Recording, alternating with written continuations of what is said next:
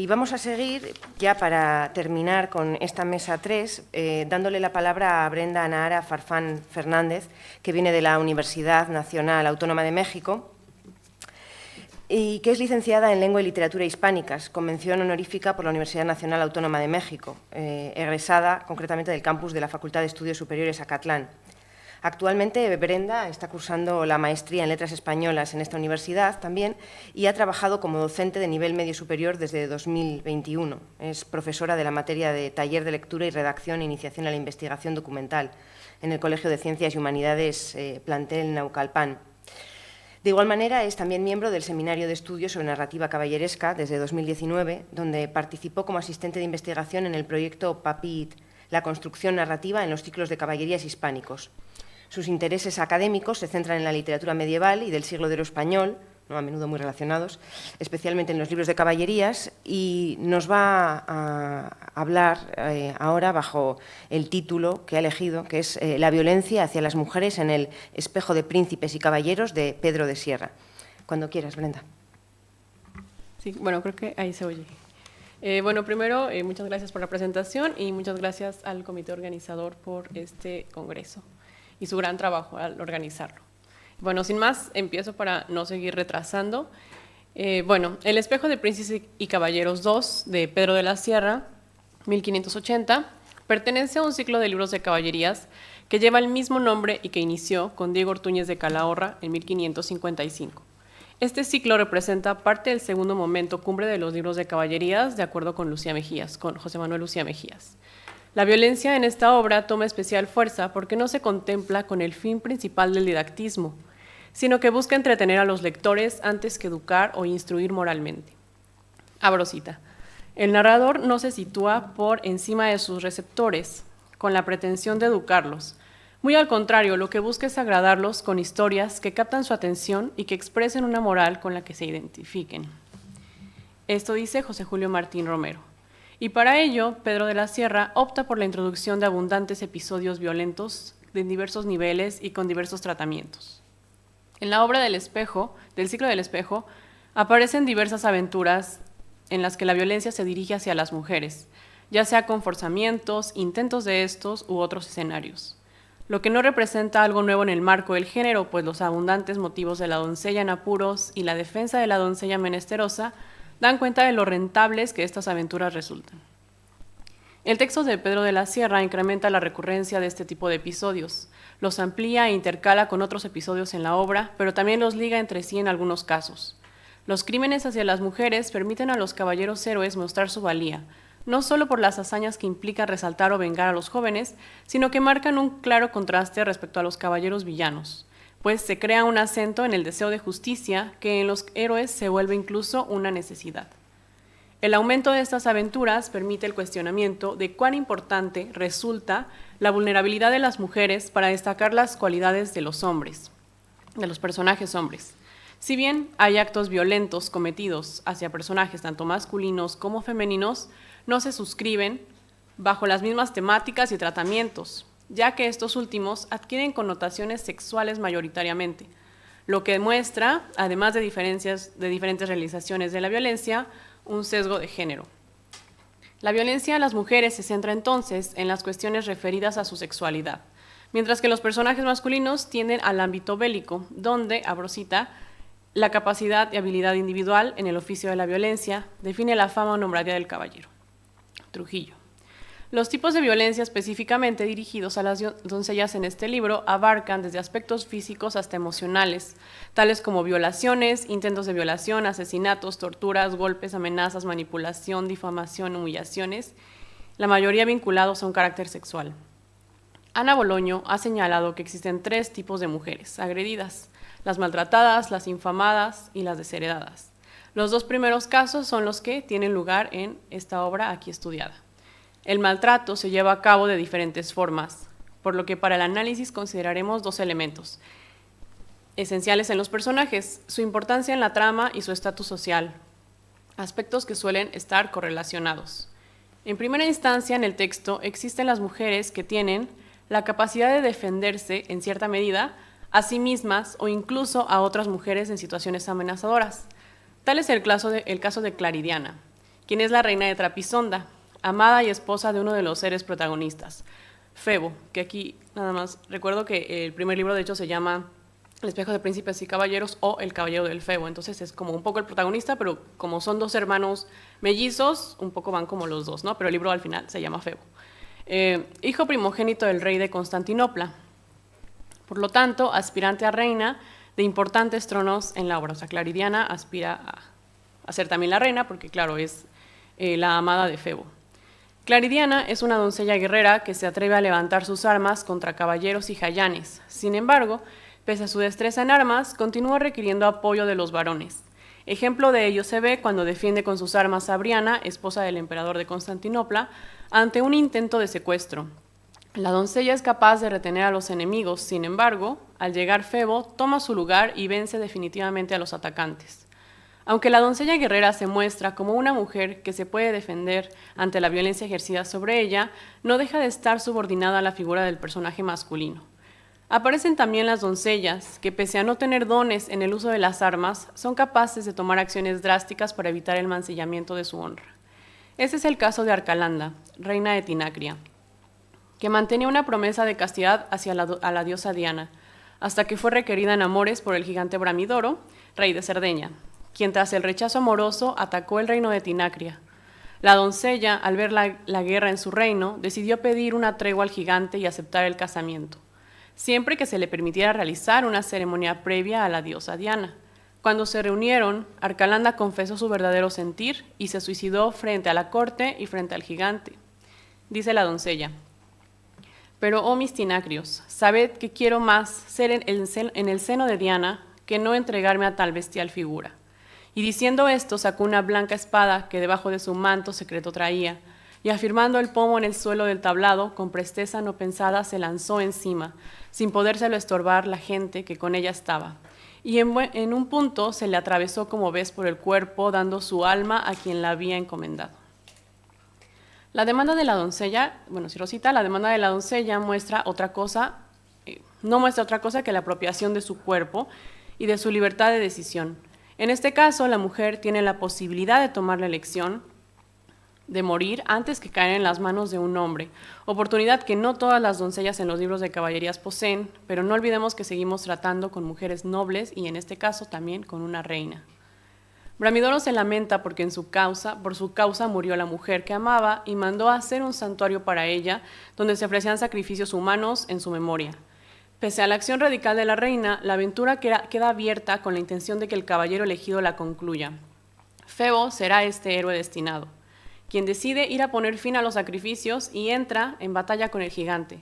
Pero durante esta, Febo lo convence de convertirse a la fe cristiana y a partir de ahí Bramidoro se volverá fiel amigo del héroe. Una de las mayores muestras de violencia en estos discursos se vislumbra con la única posibilidad de acción de las mujeres ante una violación: la muerte. Caso equiparable a este es el de la doncella Felina, personaje que aparece en la segunda parte del libro y que será víctima de una violación. El relato dice que el caballero de nombre Leno escuchó el quejido de una doncella y al acercarse encontró a una mujer colgada y desnudada.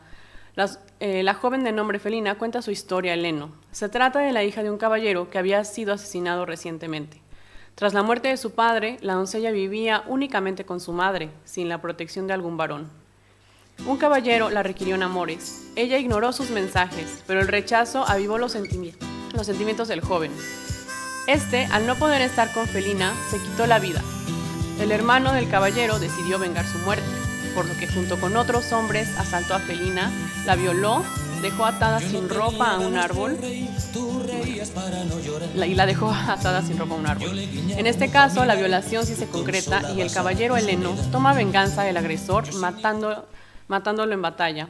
Pero una vez perdida la honra de las doncellas, que se basaban esencialmente en su virginidad, solo existe una forma de recobrarla: el suicidio.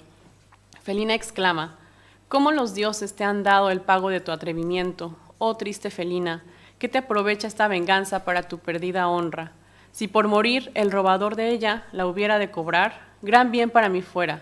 Poca culpa tengo, diosa mía, en no haber guardado mi castidad, pues forzada me fue por robada en sombría floresta.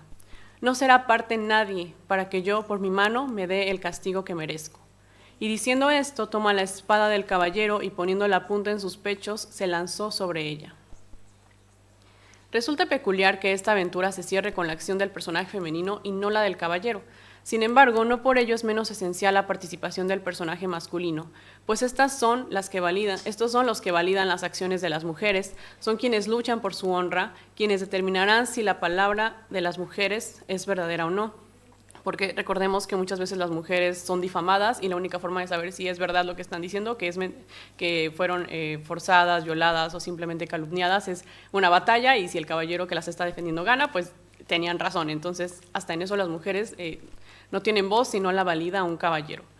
Las doncellas Felina y Arcalanda se configuran como personajes nobles, pues una es hija de un caballero y la otra es una reina. No obstante, ambas se alejan de los modelos ideales de las esposas de los héroes protagonistas, pues una es pagana y la otra no goza de su libertad sin la protección de un varón. Otro tipo de mujeres maltratadas abarca a los personajes que dependen completamente de la intervención del caballero, es decir, que para estas doncellas ninguna de sus acciones servirá para evitar la agresión ni para limpiar su honra. O sea, las doncellas como Claridiana, doncellas guerreras, tienen hasta cierto punto poder de defenderse. Luego hay otras doncellas como Arcalanda o como Felina que por lo menos pueden decidir sobre su propia vida, pero hay otras doncellas que no tienen absolutamente ningún poder de decisión en ningún aspecto. Ejemplo de esto es la doncella Erea, cuya historia se presenta cuando el emperador de Constantinopla, Trebasio, se encuentra en el bosque la imagen de una mujer con un epitafio grabado con sangre en el pecho. El texto dice: Erea soy, infanta de Cimarra, violada y muerta por Noraldino, rey de Numidia. Oh tú, caballero, que el presente epitafio leyeres, te ruego que si adelante pasares, sea con un ánimo de me vengar, porque mi poco poder venganza me negó. El resto de la historia se relata en la voz del padre de Erea, quien dejó un pergamino escrito. En este se dice que el rey de Cimarra tenía 2 hijas, las cuales eran requeridas constantemente en amores. La mayor se llamaba Melinda y la menor Erea. El rey de Numidia, Noraldino, se casó con la mayor, pero también se encontraba enamorado de la menor, o sea, estaba enamorado de las 2 hermanas, por lo que le pidió que fuera a visitar a su hermana y durante el viaje la llevó a un lugar apartado donde la desnudó, la violó, la azotó con un látigo y la ató a un árbol. La doncella, aun con todo el dolor, continuaba defendiendo su honra y luchando contra su agresor. ¿Qué piensas, traidor, del mayor de los traidores? ¿Qué contemplas, carnicero, despiadado tigre, lujurioso puerco, deshonrador de la real corona? Acaba ya de atormentarme, que ya no es tiempo de te arrepentir. Dame la muerte, enviándome al par del seno de Diana. Finalmente, Noraldino, enfurecido, estrangula a Erea con una toalla. Este enemigo es visto como el más despiadado agresor sexual en la obra. Abrosita, la lujuria animal, aparece vinculada al personaje más vil de todo el texto, Noraldino. José Julio Martín Romero. Erea sufre diferentes tipos de violencia en un mismo episodio. Las agresiones físicas van en aumento hasta que llegan al máximo nivel, el asesinato. Pero incluso con esto, la humillación trasciende la muerte, pues la doncella queda expuesta por su forma de morir y sin la debida sepultura. O sea, él se va y la deja muerta, desnuda, a la mitad del bosque. En este caso, el caballero Trebasio vengará esta injusticia. La victoria de los caballeros se mide con la fortaleza y crueldad del enemigo, por lo que mientras más violencia se acentúe sobre las mujeres, mayor será la ira del caballero y el castigo mismo del villano. En la obra también existen los casos de Candicea y de la reina de Mauritania, cuyas aventuras tienen lugar en secuencia inmediata. Reciben el mismo tipo de violencia, son acusadas de una complicidad ante un asesinato, cada una en su respectivo caso. Además, las calumnias de los hombres las atacan de una manera particular. Las desnudan, las golpean y las dejan atadas a un árbol. Es un capítulo 24 y 25 exactamente iguales. O sea, acabamos de encontrar una mujer golpeada, desnudada y atada a un árbol, y el siguiente capítulo lo mismo, ¿no? Esta estructura suele ser bastante fija, abrosita. Se oye un lamento en el bosque, el caballero interviene, se enfrenta con enemigos malos y resuelve el problema. Seguidamente las víctimas agradecidas cuentan los antecedentes que explican el caso. Ana Boloño. En el caso del Espejo 2, no siempre se cumple esta última parte debido al desenlace funesto, el cual también resulta una innovación en la obra, según Axayacatl Campos García Rojas. Los caballeros héroes descubren a estas mujeres y pelean para librarlas, cosa que legitima la inocencia de las doncellas y las libera de sus penas, ya que las difamaciones podrían significar incluso la muerte. Probablemente una razón por la que estas inocentes doncellas les ocurran atrocidades se puede atribuir a su condición de menor jerarquía social, pues no son reinas, no son cristianas, ni aspiran a posiciones como figuras regentes. Por ello, es menos probable que acciones similares les ocurran a las doncellas modélicas cristianas. La oposición de la violencia hacia las mujeres es un elemento esencial en la configuración del caballero héroe, porque se considera como uno de los deberes principales el defenderlas. Pero a la par de su incremento, también se da una evolución a favor de los personajes femeninos, quienes en cierta forma logran pelear por ellas mismas y a veces decidir sobre ellas mismas. Un elemento que denota este cambio es que los personajes reciben un nombre, ya que este tipo de aventuras fijas, como ahorita mencionamos, con maltratos hacia las mujeres, en estos es común que los personajes sean anónimos, pues no resultan importantes, más que como una posibilidad de exhibición del héroe en cuanto a sus cualidades bélicas y morales. Las dueñas o doncellas anónimas, Abrosita, son, pues, seres dependientes y secundarios, en los que la violencia se ejerce en una variedad de formas que evidencia lo inarmónico del mundo que no está bajo el control de los caballeros. Ana Carmen Bueno Serrano. Los tipos de agresiones se dan de maneras muy diversas, pero es sobre los personajes moralmente inferiores que la violencia cobra efectos más drásticos y crueles. En los casos anteriores se puede dar por la religión, por el estatus o por la conducta. Para las mujeres que andan solas en los bosques será más viable sufrir estos actos. Todas las mujeres violentadas requieren la ayuda del caballero en mayor o menor grado, incluso en los casos donde las doncellas mueren y los caballeros solo pueden buscar la forma de vengarlas. Ellas no reciben sepultura hasta su intervención.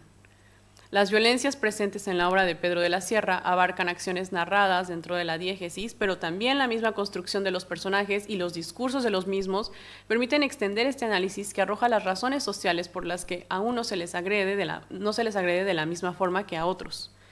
Pese a todo lo anterior, las obras, como el libro segundo del Espejo, ya muestran una variación en las posibilidades de respuesta ante la violencia que las mujeres sufren, como se mencionó brevemente con el caso de Claridiana o con Felina y Arcalanda, que deciden sobre ellas mismas. Esto se debe en cierta medida a que, Abrosita, las lectoras ávidas del siglo XVI consiguieron con su interés variar la imagen que de ellas se ofrecía, los arquetipos, los espacios que desde antiguo les estaban destinados a ampliar, por tanto, el repertorio de modelos y su espacio de actuación. José Ramón Trujillo. Es decir, que si esta variación femenina llegó, fue, en gran medida, gracias a las mismas mujeres que leían y exigían cambios en el paradigma. Las mujeres cada vez más tomaban las armas y pueden defenderse ellas solas. No necesitan un caballero acompañándolas todo el tiempo, ni están recluidas en lo privado.